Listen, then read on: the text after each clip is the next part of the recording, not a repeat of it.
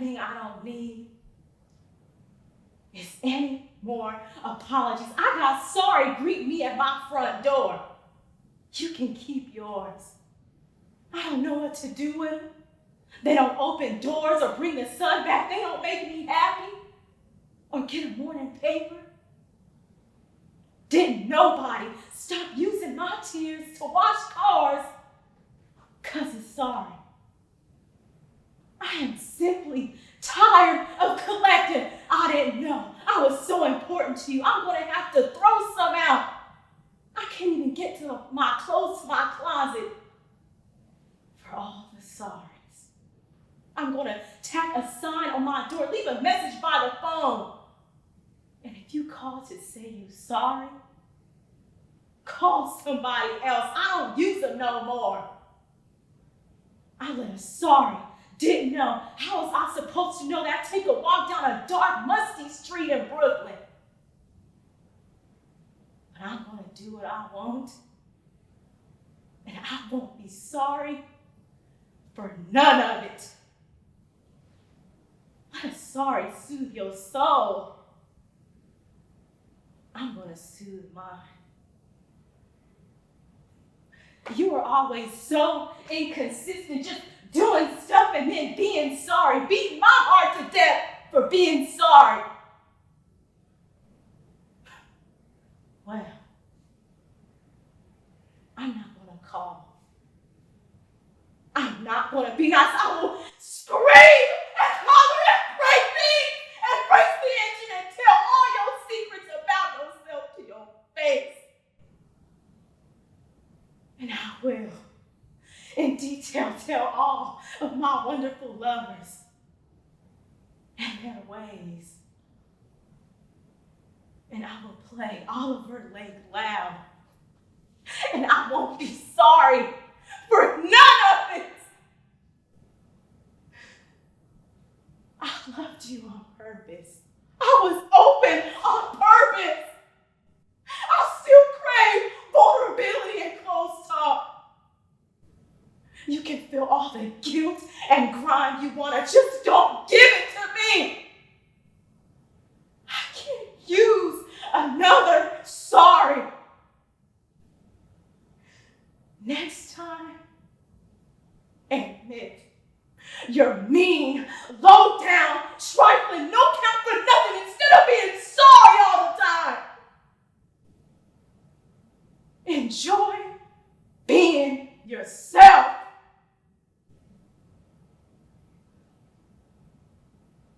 Sing.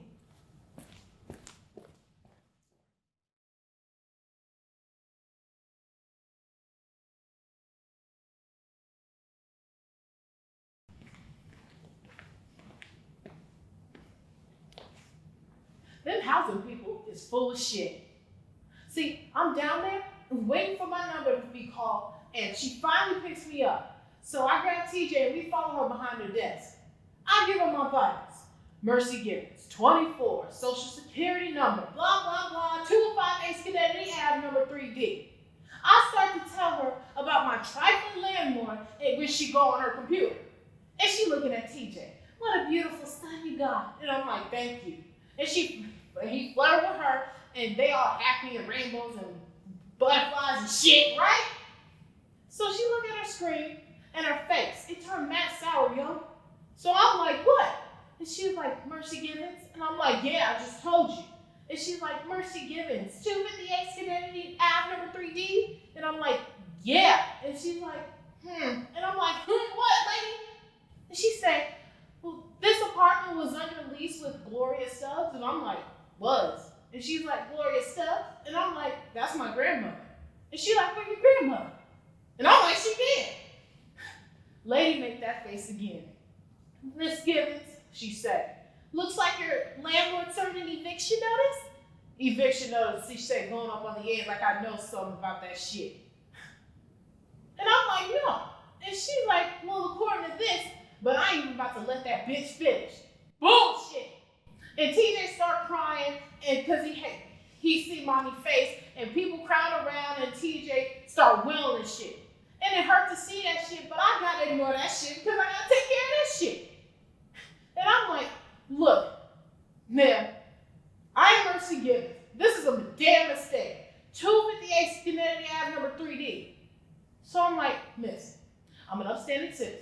I pay my rent. I have a job. And sure, I was late a few times, but the landlord was trying to get me out on some sneaky shit ever since my grand died, you know? And she got her face all wide and scared, and looking all scared. Probably just ain't upside down. But still, so after I tell her all that, she has the nerve to tell me. She's all calm, saying, well, there's nothing I can do. Is you serious? You can't help me?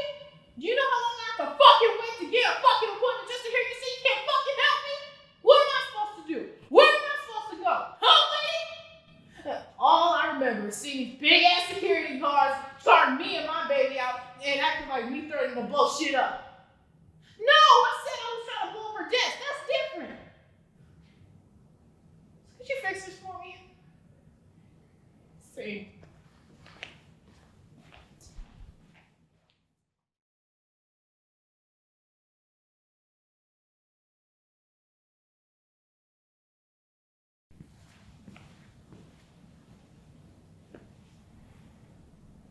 Eight years old. 8 years to help that doctor cut his cord. 8 birthdays, 8 Chuck E. Cheese parties, and 8 candles on a fucking cake. 7 times I remember, but the 8th one, I fucking forgot. I can say that Renee set me up with that one, but fuck it, does it matter? I can say that she usually calls and tells me to plan. Usually asks me to buy the cake, or book the arcade, or foot the bill. This time she let me bake. Didn't ask me for shit, planned everything behind my back. Knew I'd forget. Had too much on my mind this time. She was counting on that. Knew I was planning to move away with you. Started arguing with me again. Been broke up for over 2 years and she's still on that jealous shit. Would that mean talk to DJ no time this whole week? Every day I call, she got it so where he too busy. In the bag, asleep in the bed, doing his homework, visiting his cousins. I let the shit roll off. I know we were working these last few deals, figured I could focus and then holler at my son. See him with a clear conscience for once. What the fuck I do? I forget his 8th birthday, a day he not ever getting back, not neither one of us. I showed up late too. Shit was over, no present, no nothing. And still, he came and hugged me like I was the gift. I was the motherfucking gift. I ain't never felt so unworthy. That's my man's, right? Devoted son regardless of my bullshit. I wonder when he playing this shit back later in life, will he remember I was late? Will he remember I forgot and showed up empty-handed? Or will he just remember I was there?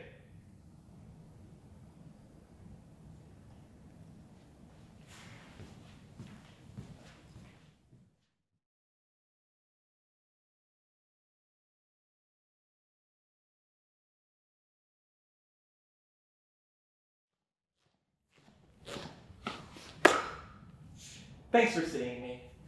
I know there's some restructuring going around, and I want to let you know that if any managerial positions come open, well, I'd be interested in moving up if you have any positions that might be right for me.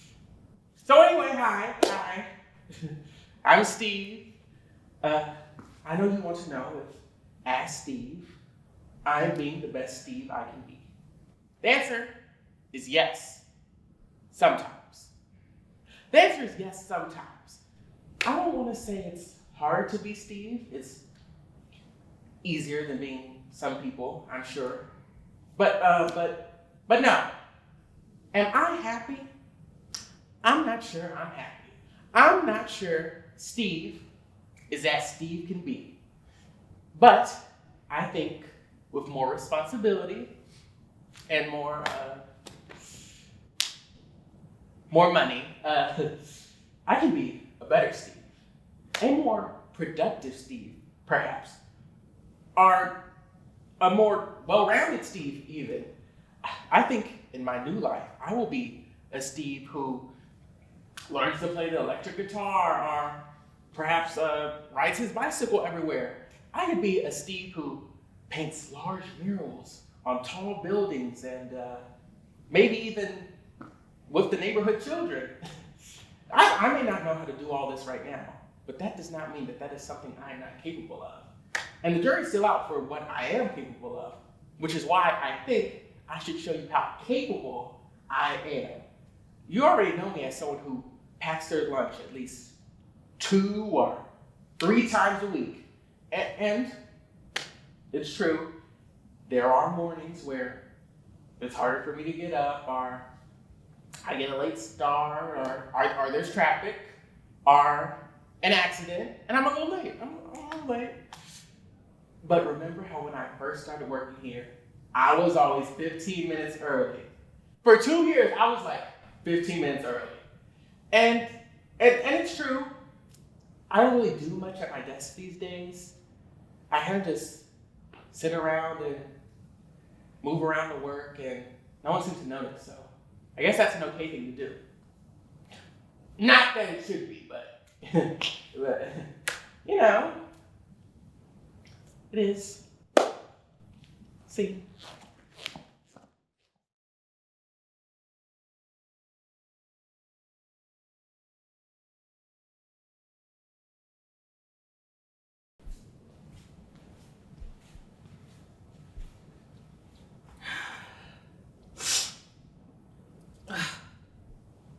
I hate to touch it. It feels funny. It's got an awful smell too. Must be the paper they use nowadays to print these things.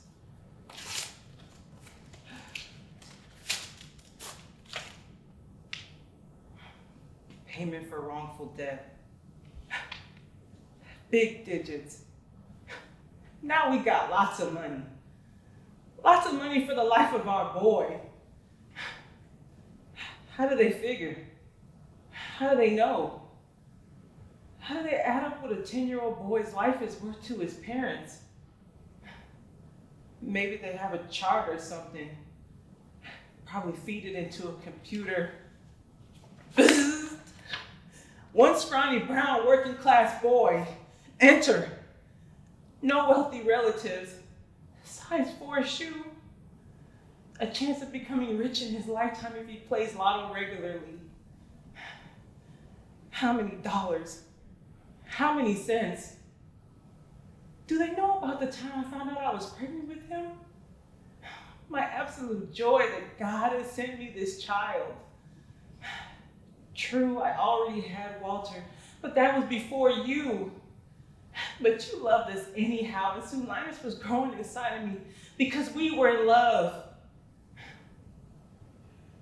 Yes, there was never enough money, and we were always struggling, but that's just the way life is. We knew we were supposed to have this baby. You took me to your mother and father, sisters and brothers, aunts and uncles, your whole tribe. You told them, this is my woman. She's going to have our child. They all hugged and kissed me. Do they know about the way you put your head on my stomach and listened? Did they figure in the way you held my hand with tears in your eyes? When I was in labor, when he was born, the grandparents, aunts and uncles, neighbors, friends, brought presents, ate and drank, danced and sang. Do they know about those moments? Did they add them in here? And what about Linus himself? He would make me throw out all my mean, petty, selfish ways and give him the best person I could be. Do you remember when he was good? Do you remember when he was bad? The times he was like us, yet somehow brand new? And what about what he might have been. How do they figure? How do they know? See,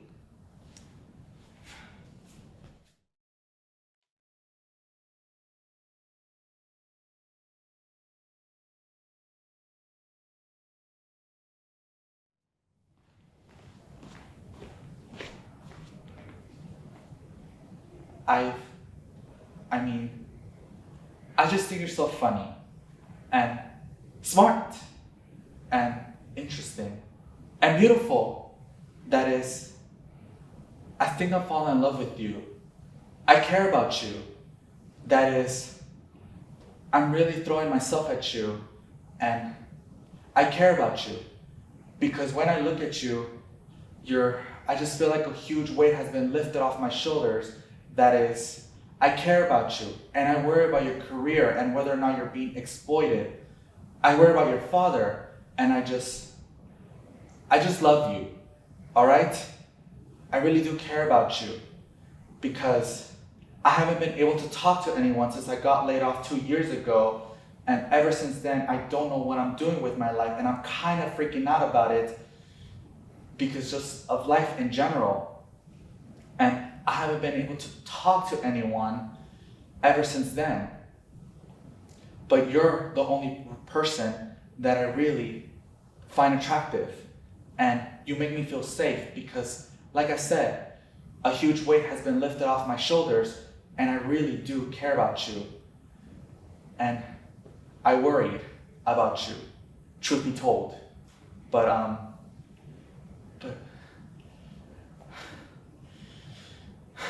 all that matters is I really do worry for you and I really do care about you. And I'm sorry, but I'm just rambling in general.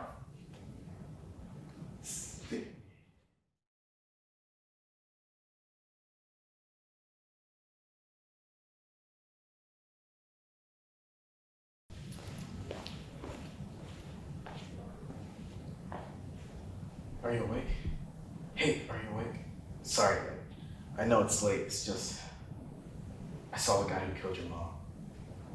I mean, I knew he was out on bail. I just didn't expect to run into him like that. I don't think he recognized me, but I knew it was him right away. Those photographs are burned into my mind. He just appeared out of nowhere. I got out of work and there he was, walking down 23rd Street, completely free. The nerve of him to be alive while carrying. So I followed him. I followed him to a grocery store and watched him buy orange juice and coffee. Followed him to his apartment building and I waited outside. We waited so long my legs were tired from standing. It started to rain. I was just about to give up and forget the whole thing, and then he came out. I followed him to the subway station onto the platform. I stood by him while we waited for the train. I could have pushed him right onto the oncoming train. I could have done that then. Instead, we both got on the train. And when he got off, I got off. We went into this church down in the basement. It was a meeting for people who don't want to drink or do drugs anymore. Is that supposed to make me feel better that the guy who hit your mom with a car is going to some meeting? Is that supposed to make everything okay somehow? Other people got up to tell their stories and all I could do was look at him and think, murderer. Murderer. Murderer. I'm gonna take care of this. This is what I can do. It's his fault you have no mom. It's probably his fault you never cried. I'm gonna make sure he's punished for it. Thank you.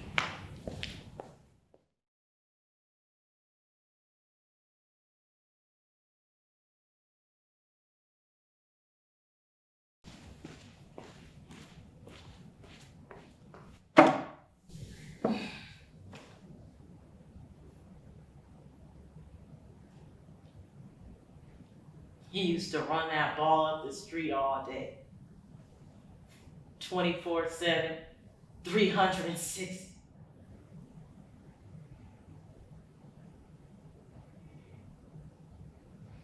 We're gonna have the funeral tomorrow. My mama wants you to say some words since y'all are so tight.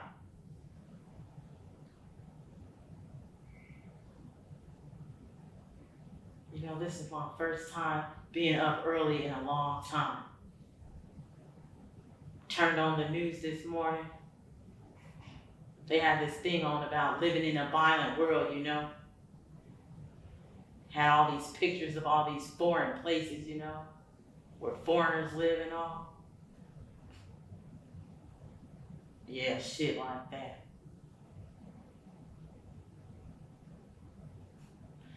And I started thinking, they either don't know, don't show, or don't care about what be going on in the hood. They had all that foreign shit instead.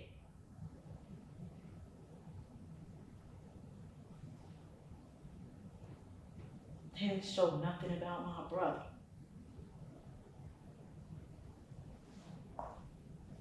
I got no brother no more. Don't got no mama neither.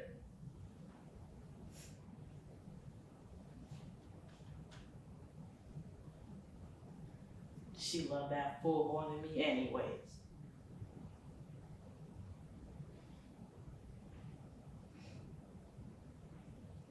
Shit.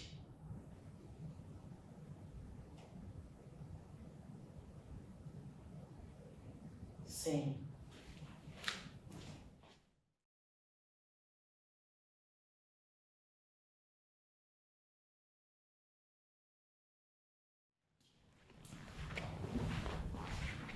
And there he was, this guy sitting across from me on the train, and he's smiling at me and he was hot, incredibly hot. So, I smiled back, and we rode around like that, smiling at each other from across the aisles, in between the commuting bodies, over our respective reading materials, and it was nice. It felt nice. We got to my stop, and I stood to get off, but he looked at me and he said, "Don't go. Don't leave me alone on this train." And I don't normally, I wouldn't normally. I'm not that kind of guy, but it's something about his face, his eyes, his mouth. And I didn't have anything to do that night, so I stayed. And the doors opened and they closed, and we rode all the way uptown to his apartment. We got to the station, stepped out, and we walked in, and he sat me on his couch and he put on Into the Woods, my favorite Sondheim musical. And he began to undress me. Right as my favorite lyric was playing, "You're not good, you're not bad, you're just nice." And then he addressed himself, and he touched my face, right here. And he said, "Kiss me." And I did. And he kissed me back, and we kissed each other. And then we fucked on the couch. First him, then me, then him again. It was good. It was really good. But then he held me. And I said, "I have to go. I have to feed my cat. She hasn't eaten all day." And he said, "It's just one night. Feed her in the morning." And that's when I knew we would probably never fuck again. He told me, he said, "Stay." I believe he meant it. I really think he wanted me to stay, but I didn't. I didn't stay.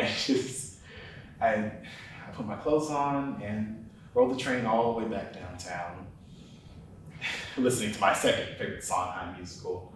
Sometimes the things we want most, we shouldn't touch. And I came in, I fed Eunice, who was really happy to see me, and I went to bed. I fed Eunice, and I went to bed.